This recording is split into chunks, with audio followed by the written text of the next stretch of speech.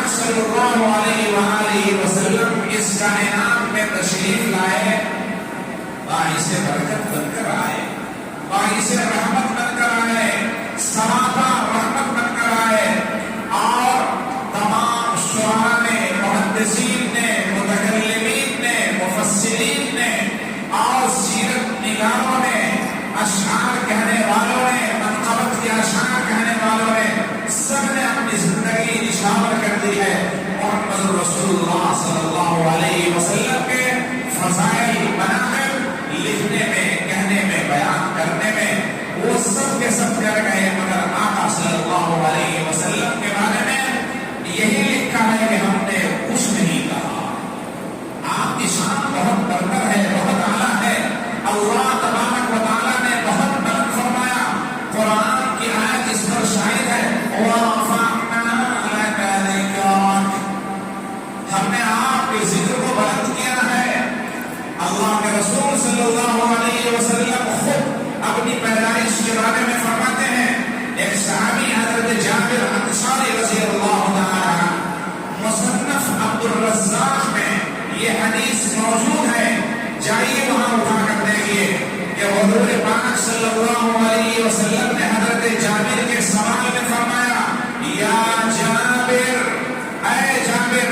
ان اللہ تعالی خلق قبل الاشیاء نورا نمیج من نور، اے جابر،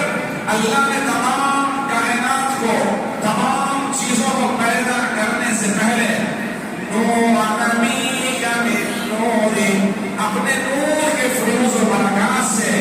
نبی کا، تیرے نور، تیرے نبی کے نور کو پیدا فرمایا۔ اللہ نے اپنے نور کے فیوز و برکات سے اپنے نبی کے نور کو پیدا فرمایا۔ پھر میں اللہ کے حضور ایک نور تھا، تمام جگہ ٹہلتا رہا، سیر کرتا رہا۔ حضور فرماتے ہیں کہ اللہ رب العزت نے مجھے حضرت آدم علیہ السلام کی پیدائش سے 14,000 سال پہلے اللہ کے حضور ایک نور تھا۔ پھر اللہ تبارک و تعالیٰ نے آقا فرماتے ہیں اس نور کے 4 ٹکڑے فرمائے، ایک ٹکڑے سے اللہ نے قلم کو پیدا فرمایا۔ قرآن میں لکھا ہے نور والقلم وما یسطرون، اور جبریل امین جو پہلی وحی لے کر آئے غار حرا میں، مکہ المکرمہ میں وہ پہاڑ ہے جس کے اوپر یہ غار ہے جس کو غار حرا کے نام سے لوگ جانتے ہیں، 83 فٹ بلندی کے اوپر ہے، جہاں آقا صلی اللہ علیہ وسلم نبوت سے پہلے مہینوں جا کر تنہائی میں اللہ کی عبادت کرتے تھے، روزہ رکھتے تھے، ستو وغیرہ کھاتے تھے، روٹیاں کھاتے تھے، چباتے تھے۔ ایک دن جبریل امین آئے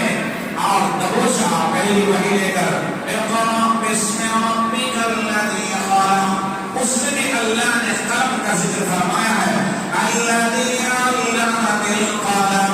علم الانسان ما لم یعلم، اللہ نے قلم کا یہاں ذکر فرمایا، اور قلم کے تعلق سے حضور پاک صلی اللہ علیہ وسلم نے فرمایا رفعت الاقلام وجفت الصحف، جس سے تقدیریں لکھی گئی اس قلم کی سیاہی خشک ہو گئی، اور جس پیپر پر جس تختی میں وہ لکھے گئے تقدیرات کو، وہ سب کے سب مکمل ہو گئے۔ اسی لیے ہمارا اور آپ کا سب کا عقیدہ ہے کہ اس کائنات میں جو کچھ ہوتا ہے اللہ کی تقدیر اور مقدر میں ہے، اللہ پہلے سے اس کے بارے میں فیصلہ کر چکا ہے۔ پھر اللہ تبارک و تعالیٰ نے حضور کے دوسرے نور کے ٹکڑے سے لوح کو پیدا فرمایا،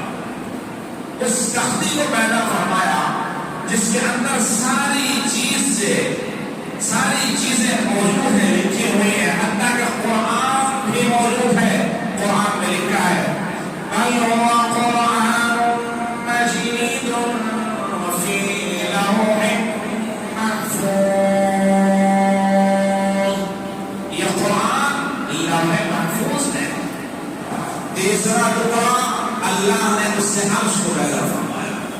قرآن میں بے شمار گرہوں پر عرش کا ذکر ہے، ثم استوى على العرش يدبر الأمر ما من شفيع إلا من بعد إذنه ذلكم الله ربكم فاعبدوه أفلا تذكرون. اللہ نے کائنات کو پیدا فرما کر عرش پر جلوہ افروز ہو گیا اور اس عرش کو اللہ نے محمد رسول اللہ صلی اللہ علیہ وسلم کے نور کے سجدے پیدا فرمایا. چوتھا ٹکڑا اس کے 10 ٹکڑے کیے گئے اور پھر اللہ نے آسمان کو، زمین کو، چاند کو، سورج کو، کہکشاؤں کو، ستاروں کو، جنت کو، دوزخ کو، بیابان سمندروں کو، پہاڑوں کو، دریاؤں کو، ان تمام مخلوقات کو پیدا فرمایا.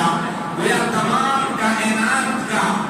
سرچشمہ اللہ نے اپنے محبوب صلی اللہ علیہ وسلم کے نور کو بنایا. کائنات آپ کا صدقہ اور طفیل ہے. خود فرماتا ہے، خود ایک حدیث میں، حدیث قدسی میں موجود ہے، اللہ فرماتا ہے لولاک لولاک لما خلقت الافلاک. حضور نے کہا کہ